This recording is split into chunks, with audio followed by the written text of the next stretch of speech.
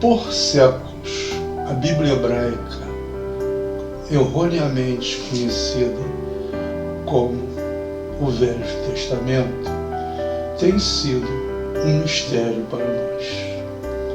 Apesar de estarmos acostumados com ela, desconhecemos totalmente os seus reais objetivos. É senso comum de que ela seja a história de um povo e que começa com a criação do mundo, mas na verdade é bem longe disso. Estamos aqui para revelar os seus reais fundamentos. A exposição da interioridade da Bíblia hebraica a torna belíssima, revelando toda a sua espiritualidade, trazendo consigo aspectos da vida humana, da mente, da alma e de todos os outros aspectos da existência.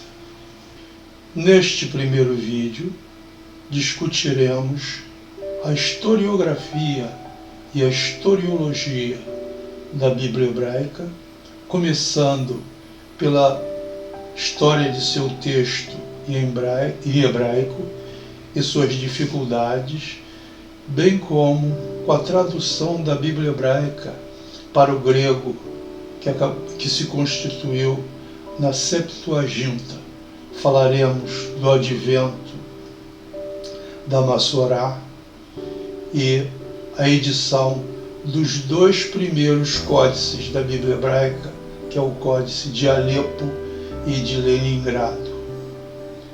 Falaremos também da existência de outros livros paralelos à Bíblia hebraica, que são livros sagrados também, como o Talmud, o Midrashim, os Pesharim e outros que até pouco tempo eram desconhecidos e hoje a Igreja Católica os tem como principais e fundamentais mecanismos de exégese da Bíblia hebraica.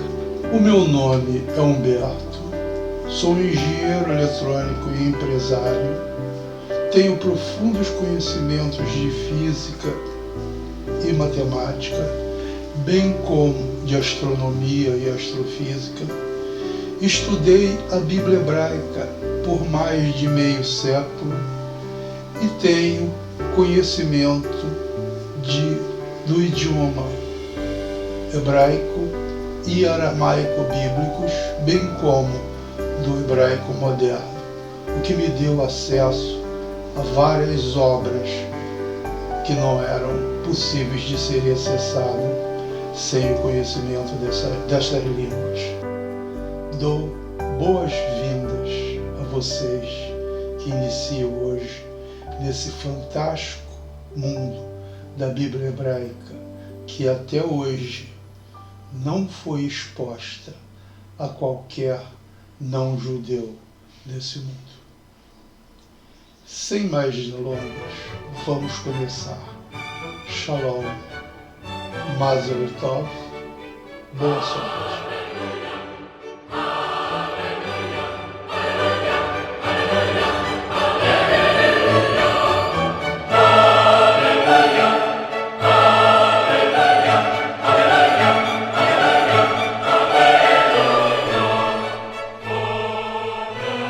A Bíblia hebraica é uma verdadeira maravilha. Seus relatos de intensa significação, onde mesclam-se na sua superfície gigantes, serpentes e burros falantes, cataclismos e personagens de significativa humanidade, classificados em justos e injustos, todos dispostos em uma saga eloquente e bela, mas cujos significados mais profundos e sublimes ficam longe dos olhos daqueles que não investigam nas camadas mais interiores de suas dimensões. A Torá é multidimensional, mas só é revelada para aquele que a busca com o seu coração e pesquisa não só no interior de seus textos principais, mas para aqueles que compreendem as tradições em seu macroambiente, onde estão depositados os significados mais profundos e que complementam aquilo que está assentado em suas partes. O assunto Torá não é trivial. Desta forma, organizei este relato introdutório com o objetivo de estabelecer os seus fundamentos básicos. Este assunto está disperso em muitos livros de diferentes origens, todos de tradição da Torá, sendo muito difícil reuni-los e achei melhor poupar tempo, organizando esta introdução com instruções preliminares e exercícios sobre a estrutura simbólica e exegética bíblica, conforme os sábios do antigo Israel, que está muitíssimo longe de ser esgotado. Não criei nada deste assunto que transmito da forma mais séria possível, sendo eu um mero veículo de passagem destes conhecimentos que fazem parte de sua tradição milenar e que estudei por mais de meio século e que continuo estudando até hoje. Abordei de forma sucinta, como uma miscelânea de fatos e considerações que dão uma ideia dos aspectos fundamentais deste tema complexo. Será um assunto completamente novo para aquele que entra com a ideia de que é uma história linear sobre o povo hebreu, contando de forma clara as hipotéticas histórias da formação do mundo por um Deus que conversa com as suas criaturas. Longe de ser isso, é uma coleção de mitos, parábolas e abordagens simbólicas que em sua maioria são provenientes da história, dispostas da forma da mais complexa intelectualidade, mas que nos leva a conhecimentos profundos sobre a espiritualidade de todos os outros conhecimentos abordados pelas ciências atuais e muito além. A Torá fala sobre tudo. Na realidade, ela é uma ciência. É abordado e explicado o mesmo Deus, mas de forma infinitamente mais grandiosa e complexa, nos dando uma ideia bem mais complexa de sua natureza, mas guardando a importância de sermos humildes e compreendendo completamente a nossa insignificância de descrever um ser grandioso e infinitamente distante de nossa compreensão, apesar da afirmação da própria Torá de que ele e nós somos únicos, não existindo nada mais, existindo somente um ser em todo o universo, como ela mesmo declara explicitamente. Quando falo em mitos, não estou falando em mentiras, mas em realidades relatadas com fortes pinceladas coloridas em fantásticas histórias oriundas do nosso mundo real, mas que descrevem de uma forma altamente simbólica, poética e dramática verdades eternas que só podem ser sentidas no nosso interior. Não existe outra maneira de abordar estes assuntos, pois mesmo nos conhecimentos acumulados da atualidade, que chamamos ciência, precisamos lançar a mão de modelos que emulam e descrevem o comportamento imaginário de coisas que jamais poderíamos ver com nossos olhos. Uma física clássica, relativística e quântica, física das cordas, teoria NEM e outras abstrações que não poderíamos imaginar, mas somente através dos mitos modernos, aos quais a ciência atual chama de modelos, onde na verdade são imagens muito distantes da realidade, apesar de tais modelos serem usados com certa precisão em toda a dedução e expansão das abstrações matemáticas que complementam a teoria, e muitas vezes conseguem deduzir o comportamento de todo um universo de abordagens em situações diferentes. Vejam que em cosmologia o comportamento de galáxias distantes são preditas a partir de equações que foram deduzidas usando-se simples modelos aqui na Terra. Em decorrência disso, novas conceituações puderam ser preditas, como foi o caso da matéria escura, que foi descoberta pelo comportamento de rotação das galáxias, que rompia com a lógica predita pelos modelos anteriores, levando-se em consideração combinações da ótica, os modelos da relatividade geral e experimentações, desembocou-se na descoberta de vastas quantidades da já mencionada matéria escura nas galáxias e em quantidades muito maiores do que a da matéria visível. Outro foi o caso do bóson de Higgs, chamada bizarramente de partícula de Deus, que foi teorizada por Peter Ward Higgs na década de 60, através de profundos estudos matemáticos que só foi constatado experimentalmente nos dias de hoje pelo LHC, Large Hadron Collider, grande colisor de átomos, construído e ampliado recentemente. Os estudos matemáticos desenvolvidos através de modelos similares a esse são tão precisos que podem ser usados nos estudos de engenharia de máquinas complexas, como naves espaciais ou mesmo circuitos integrados complexos abordados através de física quântica. Tudo estudado a partir de modelos mitológicos engendrados pela física atual. Isso ilustra o grande poder da mitologia como elemento de estudo para a descoberta de profundos comportamentos de objetos não alcançáveis pela nossa mente ordinária e não importando também a sua dimensão. O mestre, ao ensinar a sua sabedoria abstrata em assuntos muito elevados, deve contraí-la, usando termos simples com os quais o público possa se identificar e compreender. Mas isso é muito difícil e às vezes doloroso para ele, que deve deixar o conforto de seu conhecimento e experiências para encontrar seus discípulos nos níveis onde eles estão. Ele deve, primordialmente, limitar a luz de sua sabedoria, sacrificando partes de sua eloquência e beleza. Essa descida, no entanto, levará o sábio a uma apreciação mais profunda da sua sabedoria, porque quando alguém é forçado a explicar uma ideia abstrata em termos concretos, quando alguém é forçado a criar uma analogia para ajudar as pessoas a compreender uma ideia intangível, atingirá um nível mais profundo de compreensão.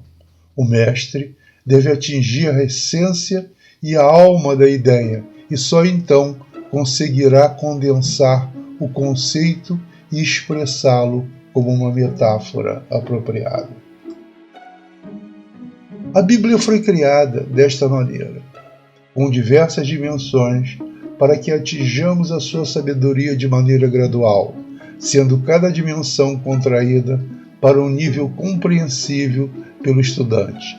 Essa é uma lei natural e mais tarde poderemos compreender que até mesmo o nosso universo foi criado desta maneira. A isso dá-se o nome de Tzimtzum, contração em hebraico.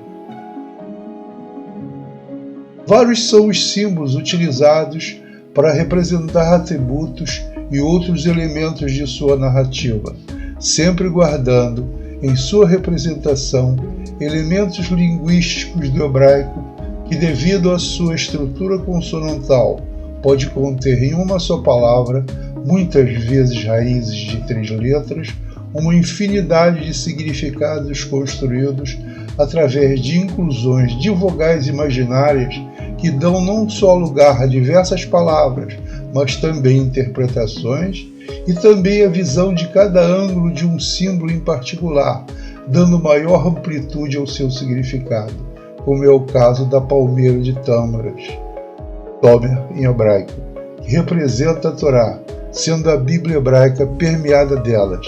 É no seu simbolismo mais puro a árvore da vida, que ao ser galgada leva a vida eterna. Muitas são as variações em torno desse nome que veremos no decorrer deste vídeo, sendo também uma das representações a do homem justo, em hebraico no infinitivo, é chamada de Timer, transliterado Timer, que quer dizer ascender, elevar-se, sendo também Tomer, compromisso. A Bíblia é completamente desconhecida para nós. Lendo-a, só temos alguns vislumbres, mesmo que remotos, do vasto oceano de conhecimentos guardados em suas páginas. Ela possui grandes segredos que só conseguiremos vislumbrar se adentrarmos em sua vasta cultura, só possível se acessarmos as tradições e conhecimentos que estão armazenados lá, não só de forma escritural, mas também em literaturas paralelas que não estavam acessíveis até bem pouco tempo. Midrashim, Pesharim, Talmud, Mechilta e milhares de outras obras em hebraico e aramaico, algumas já traduzidas para o português e inglês, são obras paralelas que elucidam capítulos e versículos inteiros da Bíblia através de histórias, metáforas e parábolas e com vários níveis de entendimento. São obras oficiais, muitas originalmente escritas ou inspiradas pelos próprios sábios que ajudaram a redigir e reconstruir os textos sagrados. Os seus segredos giram em torno da vida, da morte, da alma, natureza do nosso universo e do homem, propriedade do tempo e espaço e muito além. Porém, esses profundos assuntos não estão acessíveis pela simples leitura superficial de suas páginas. É muito importante que não nos aventuremos nesses caminhos de forma solitária. Precisaremos de um mestre que nos instrua para que possamos atingir os nossos objetivos sem desvirtuarmos em caminhos equivocados ou mesmo becos sem saída. Existem muitos sites com esse objetivo, tais como Beit Rabad, Bachom Meir, Galeinai, Bnei Baruch e outros. Para a nossa introdução inicial nos segredos da Bíblia hebraica, precisamos conhecer a sua composição e terminologia. O que é a Torá? Na verdade, tem múltiplos significados. No estrito senso, a lei ou instrução, os 5 livros de Moisés ou Pentateuco. Em hebraico, além de Torá, é chamada de Humash, que vem de 5, Ramesh, sendo este último normalmente referido ao volume em páginas como o livro atual. Torá é normalmente referida aos rolos de pergaminho. Em sentido generalizado, toda a Bíblia hebraica, ou o que se chama Tanar, composta por Torá, lei ou instrução, Nevaim, livro dos profetas, e Ketuvim, o livro de escrituras. Podemos ver na figura a sua organização e a composição de cada uma delas. No amplo senso, toda a Torá, com as suas partes escritas, Torá Shebakitav, e oral, Torá Shebalpé. A Torá Shebalpé, a Torá oral, conforme o Talmud em Pirkei Avot 1.1, Foi entregue no Sinai diretamente a Moisés.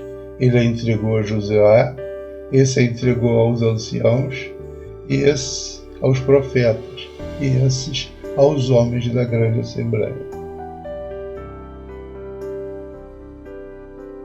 A Torá oral compreende toda a tradição dos israelitas, inclusive traz toda a complementação da Torá escrita do que não está escrito em suas páginas.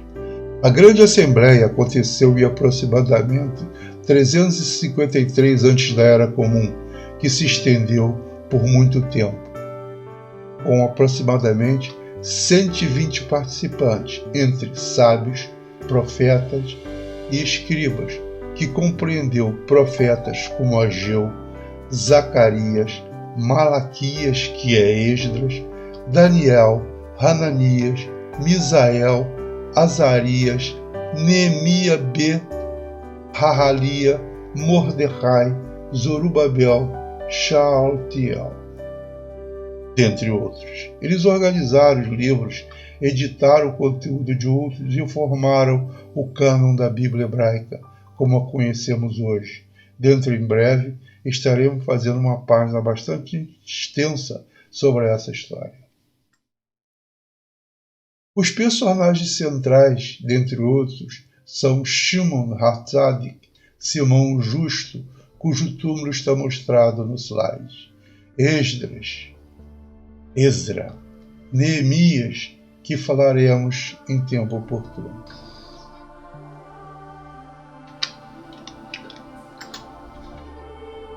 Aqui temos o túmulo de Shimon HaTzadik, que podemos ler Kaver Hatanah Haeloki Shimon HaTzadik, túmulo do sábio divino Simão o Justo. Essa palavra Tzadik, justo, é muito pouco compreendida pelas pessoas que leem a Bíblia hebraica. Na verdade, pensam que seja uma menção corriqueira de uma pessoa justa, simplesmente. Tzadik, o justo, significa alguém que estudou a Torá durante muitos anos e que, através de seus atos de bondade, se corrigiu, atingindo uma condição de correção final. Essa correção final, ela recebe o nome de justo, ou tzadik. A primeira menção dessa palavra é na história de Noé, quando se refere a ele, primeiramente, falando que ele era um justo de sua época, um tzadik de sua época. A segunda menção é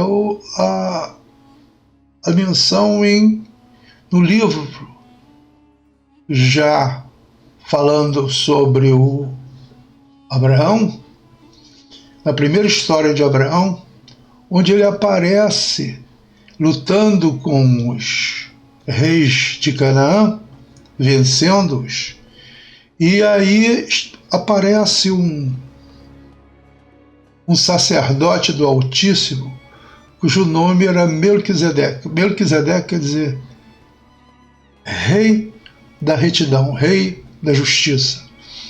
Essa rei da justiça, na realidade, é o atributo de justo ou de tzadik que Abraão alcança.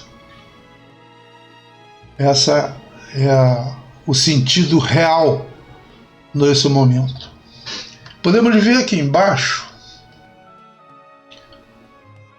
a palmeira, Somer. A palmeira simboliza a Torá, mas aqui ela está simbolizando o tzadik, ou, nesse caso, de Shimon HaTzadik, o Simão o Justo. Veja, nesse caso especial, essa palmeira está simbolizando o tzadik, que é de altíssima estatura.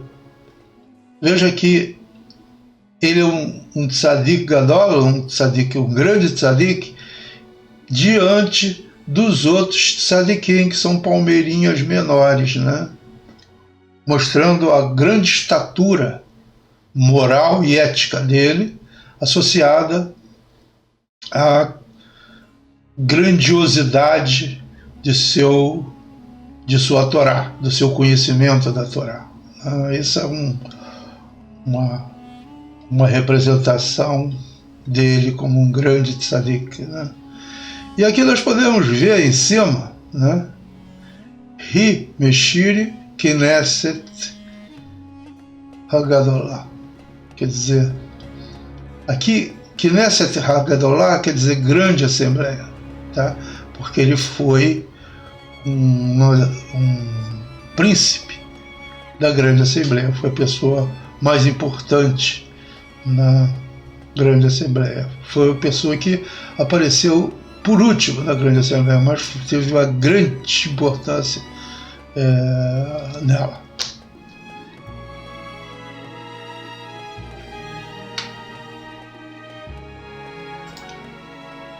Muitos são os segredos da Torá, Bíblia hebraica no seu amplo senso. Os sábios antigos sempre se referiram a ela como a infraestrutura do nosso livro. Evidentemente, estes conhecimentos estão capsulados nela, mas atingi-los é uma tarefa completamente diferente e não trivial, pois pela sua natureza e a transcendência dos conhecimentos que aborda em camadas mais profundas está muito além da nossa capacidade imediata de compreensão.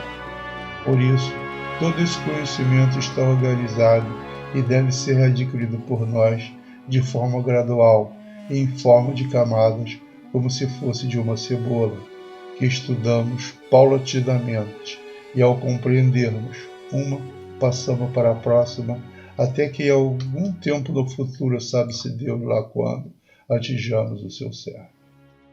Com a evolução dos estudos, evolui também a nossa consciência, que se expande, dando espaço às novas capacidades de compreensão e de visualização de todas as figuras de linguagem, metáforas e parábolas que fazem parte do texto bíblico. Se todo esse conhecimento está em seu interior, por que não foi revelado até hoje? Será que em 3.000 anos não foi possível interpretá-la? Exatamente, por não ser o momento adequado e por isso estar protegida por várias barreiras quase que intransponíveis, devido à própria natureza humana, e todas as vezes que alguém atinge camadas mais interiores descrevendo-as, é protocolo proteger a Torá com uma cerca, evitando olhos curiosos de atingi-las, sem que se tenha merecimento e seja feito algum esforço. Uma das principais razões foi a barreira da língua no qual ela foi escrita, o hebraico, que hoje mesmo, que aparentemente Israel fala uma língua praticamente a mesma com o hebraico antigo, guardando todas as suas palavras de verbos e suas conjugações, etc., a estruturação gramatical é bem diferente. Hebraico moderno. O hebraico moderno foi o início da nova Israel, organizado para ter mais ou menos o mesmo tipo de sintaxe utilizada pela maioria dos idiomas atuais, porém guardando-se as suas necessidades linguísticas, particularmente utilizando-se de sinais de pontuação e separação de palavras, acentuação bem como a sua estruturação, também com pontuação de vogais, sendo que esse último vogais quase que completamente dispensados hoje em dia, dada uma simplificação introduzida pela modificação de palavras, facilitando a sua leitura, como por exemplo o emprego do vaso como consoante, em alguns casos como hebraico bíblico. No passado, em tempos bíblicos, não havia nenhum tipo de sinais de pontuação, sendo os textos feitos de forma a não haver nenhuma forma de separação ou estruturação morfossintática aparente, e que para que houvesse isso, A estruturação de todo o texto era feita através de cantilação. O texto era cantado, que lhe dava a forma sintática e, adicionalmente, essa prática, o canto, facilitava o meio de serem gravados na mente das pessoas, já que os sacerdotes e todas as pessoas relacionadas com ele eram obrigados a decorá-los. De não menor importância, os textos eram consonantais, ou seja, só tinham consoantes. As vogais eram invisíveis e deveriam ser guardadas na memória através dos seus sons, o que dificultava ainda mais a sua leitura, razão adicional da necessidade de se decorar textos. Decorar textos sacros não é uma atividade estranha, pois na Índia, desde a antiguidade e ainda hoje os textos dos Vedas, que também são cantados e rimados, também são decorados pelos meninos nos templos, guiados pelos monges e sacerdotes. Isso dá uma ideia de como deveria ser feito isso nos tempos bíblicos. No século V da Era Comum, em 450, dentro de um esforço continuado que começou desde o século II com a organização do Talmud e recopilação dos Midrashim dentro da biblioteca dos livros sagrados, em um esforço de transformar toda a tradição oral em escrita, perpetuando-a em forma escrita e protegendo-a das ameaças do desaparecimento pela dispersão do povo judeu pelo mundo e da mortandade de seus sábios, realizada de forma brutal e indiscriminada pelo Império Romano, onde, por exemplo, exterminou-se dezenas de milhares de discípulos de Rabi Akiva, grande mestre dentre os Tanaim. Vou explicar isso depois. E foi assassinado brutalmente por esfolamento. Nesse esforço continuado, escribas especiais chamados de massoretas, massorá quer dizer transmissão da tradição, formaram grupos que começaram a organizar melhor os textos da Bíblia hebraica, adaptando-os a uma nova forma de apresentação, onde existiam sinais que representavam vogais dentro dos textos consonantais, bem como a cantilação, coisa que tornava a estruturação do texto e sua sintaxe reconhecível para os leitores. A cantilação continuava da mesma forma, mas passou a ser realizada por sinais presentes no texto, prescindindo da sua memorização. Isso tudo sem tocar em nada o texto consonantal, já que isso era expressamente proibido de se fazer desde a antiguidade, e desta forma todos os sinais foram dispostos em seu entorno. Vejamos nessa figura da tela algumas formas desses sinais, que são chamados de massorá e teamim, sinais para cantilação, que dão o começo e final de frases, dando a cantilação que forma a sintaxe do texto, nekudim, pontuação, que são as vogais.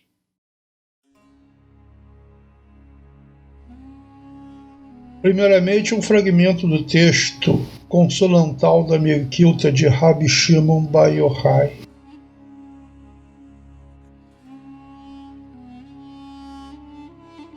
Na segunda apresentação, um texto do fragmento inicial do texto massorético no capítulo 1 do Midrash Bereshit Rabbah.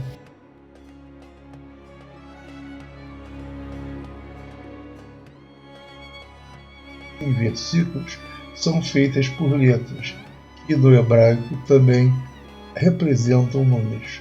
No hebraico, letras e números são representados por letras. O trabalho dos massoretas terminou em aproximadamente 900 da Era Comum, e nessa época foi elaborado o primeiro códex massorético registrado, que foi o Códex de Alepo. primeira Bíblia em hebraico escrita na forma massorética. Antes disso, era completamente impossível traduzir do hebraico para qualquer língua conhecida. Desta forma, dá para entender o porquê de toda a literatura em hebraico e aramaico não poder ser traduzida para qualquer língua antes dessa época, e evidentemente o porquê da pouca compreensão da Bíblia hebraica e tradição dos israelitas pelos membros da igreja. Nessa época, foi criado o Códice de Alepo, em aproximadamente 930 da Era Comum, sendo o primeiro código massorético, fruto já do trabalho que se iniciou em 450 da Era Comum. O Códice permaneceu em Alepo, na Síria, por quase 1000 anos. Em 1947, manifestantes enfurecidos pelo plano de partição das Nações Unidas à Palestina incendiaram a sinagoga onde era mantido. O Códice desapareceu depois de ressurgir em 1958, quando foi contrabandeado para dentro de Israel pelo judeu sírio Murad Farham e apresentado ao presidente do Estado Yitzhak Ben-Zvi. Algum tempo depois da chegada, descobriu-se que parte do Códice haviam sido perdidas. O Códice de Alepo foi confiado ao Instituto Ben-Zvi e à Universidade Hebraica de Jerusalém. Está atualmente em exposição no Museu de Israel. Tentativa de recuperar suas partes perdidas continuam até hoje. Um pouco adiante, foi criado o Códice de Leningrado, em 1080 da Era Comum.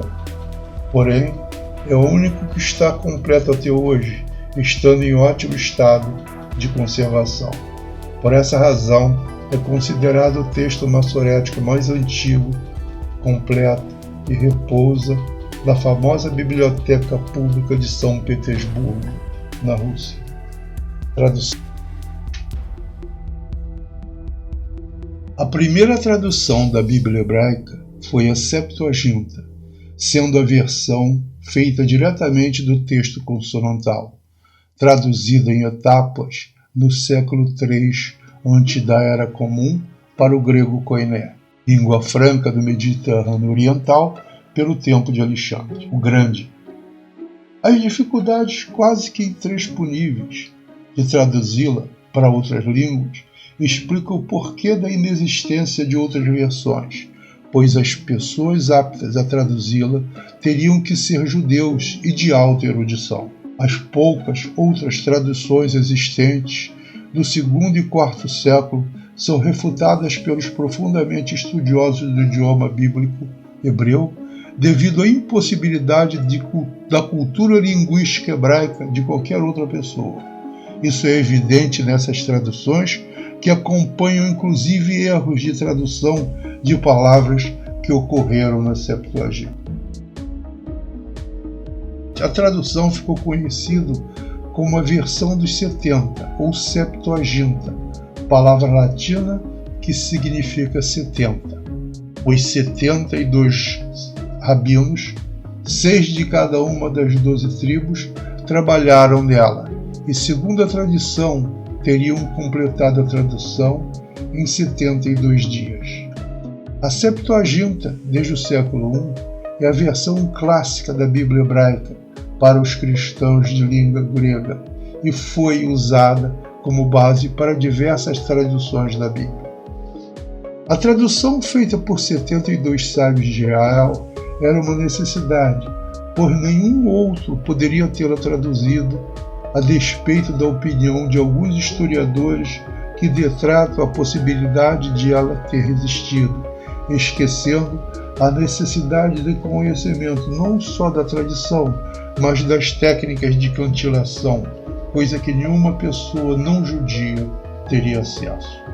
Outras traduções são apontadas como irmãs da Septuaginta, mas todas refutadas pela impossibilidade de ter acontecido sua tradução, e todas elas apresentam os mesmos erros de tradução encontrados na Septuaginta, demonstrando que o original, ou pelo menos ela, tenha sido a referência para a tradução. Período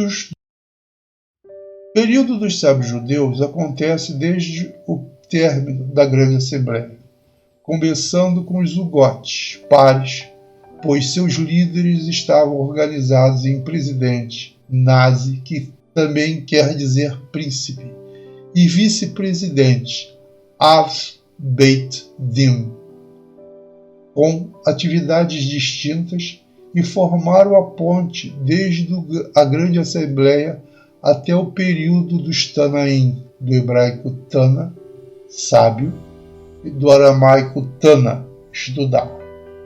Tendo sido a maior contribuição dos Tanaim, a Mishnah, de redação de Yehuda Hanazi, Mishnah quer dizer repetição, sendo o kernel ou núcleo do Talmud.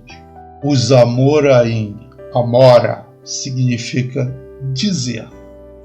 Grupo que viveu no tempo apresentado na figura e foi o responsável pela maior parte dos comentários do Talmud, a Guemará, sendo que Mishnah, cerne do Talmud, e Guemará, comentários, formam a obra completa, Talmud, estudo.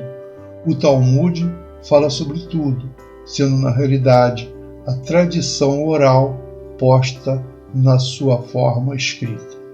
Não discutiremos no momento os outros períodos, coisa que deixaremos para o futuro.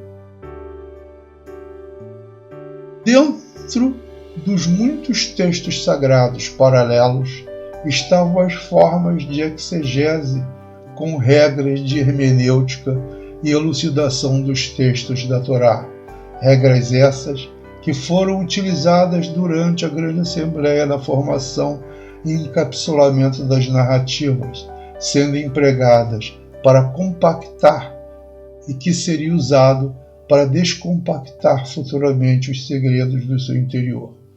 Paralelamente, e entrelaçada com tais princípios, existem as regras conhecidas como princípios do Pardesh, que quer dizer pomar ou mesmo paraíso, de onde saiu a palavra paradise do inglês. Essa forma acessória de elucidação emprega uma técnica natural, onde pshat significa pleno, remes, sinal ou aludido, ou piscada de olho, derash significa aprofundado e sod, segredo. Parte também desses princípios tinham-se as regras que foram reveladas por Rabi Hillel, de 110 antes da Era Comum a 10 da Era Comum.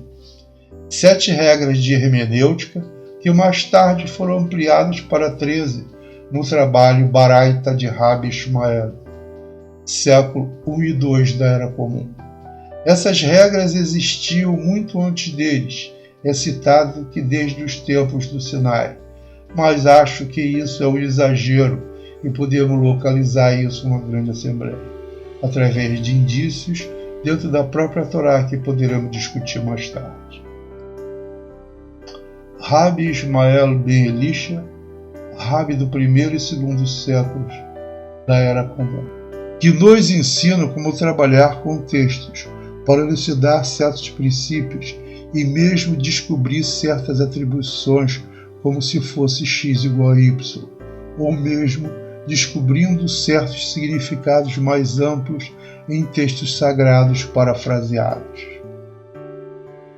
Precisamos ter paciência, porque é um trabalho minucioso e a nossa consciência terá que ser aumentada pela repetição do texto em um trabalho gradual. Sem tais princípios, e sentando-se somente grupos religiosos em torno de mesas para fazer interpretações da Bíblia hebraica, sem nenhum conhecimento prévio destes documentos e princípios, é tarefa completamente inútil e enganosa. Essa foi a tentativa durante séculos para se adentrar e interpretar textos bíblicos por pretensos conhecedores dos livros sagrados, mas a falta de conhecimento dos segredos e dos mecanismos de elucidação e aprofundamento meramente lançaram simplesmente discussões sobre a superficialidade dos relatos. O Midrash ou Midrashim, sufixo im é igual a plural masculino, são obras paralelas à Bíblia que ajudam no seu aprofundamento. É citado no livro de Esdras e no livro de Reis, na versão em hebraico, como o Midrash do profeta Ido o Vidente, sendo que nas traduções é citado como livro de história do profeta Ido o Vidente. Em algumas Bíblias mais antigas, nas suas notas de rodapé, é mencionado que esse livro tenha desaparecido.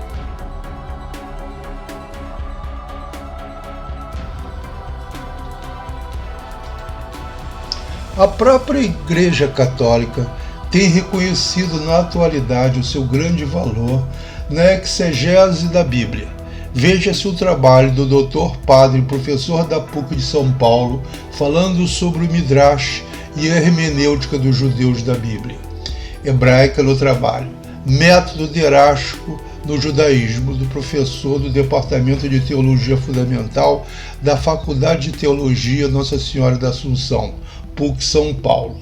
Dr. Padre Boris Augustin Neff Ulloa externa essa tendência atual da Igreja Católica de se levar seriamente em consideração as técnicas de exégese e hermenêutica da Torá oral em sua vida atual. Isso não tinha sido levado em consideração até tempos atuais, pela óbvia dificuldade de se alcançar essas obras, só tendo sido disponibilizadas há pouco tempo. O trabalho pode ser encontrado nas informações abaixo desse vídeo. Podemos ver mencionada a Era dos Tanaim, que conforme figura foi de 10 a 210 da Era Comum. Tanaim significa sábios em hebraico e repetidores, professores em aramaico. Nesse período foi redigida a Mishnah, que é o cerne do Talmud, pelo sábio Tzadik Yehuda Hanazi, Judá o Príncipe, mas isso será tema de outro vídeo. Os Midrashim eram obras separadas e dispersas que foram parcialmente reunidas na obra Midrash Rabbah, o Grande Midrash, que levou cerca de 500 anos para ser organizado. Alguns Midrashim, muito mais antigos que esse, vide o Midrash do profeta Ido o Vidente, que é mencionado em Esdras e no livro de Reis. Essa obra remonta ao primeiro templo. O profeta Ido viveu nessa época, tendo também a Mehilta de Rabi Shimon Bar Yochai e a Mehilta atribuída ao Rabi Ishmael ben Elisha, contemporâneo de Rabi Akiva do século II da Era Comum. Na figura temos o Midrash Rabbah, traduzido para o inglês. Essa obra, em seu idioma original, levou mais de 500 anos para ser organizada, não só de obras dispersas, mas também muitos de seus comentários. Não existe só o Midrash Rabbah, existem muitos outros, mas não vamos mencioná-los agora. Uma página do Talmud contém 2 textos essenciais, sendo um em hebraico, na Mishnah, que é o cerne do Talmud, e os comentários em volta em aramaico, talmúdico, a Guemará, que são os comentários de sábios em todas as eras. O interessante é que existem algumas discussões feitas por elementos, às vezes, em diferentes séculos, que elucidam discussões complexas, ou pelo menos fazem abordagens mais aproximadas ou precisas dos significados. O Talmud é uma obra muito extensa e a elaboração de sua maior parte durou cerca de 500 anos.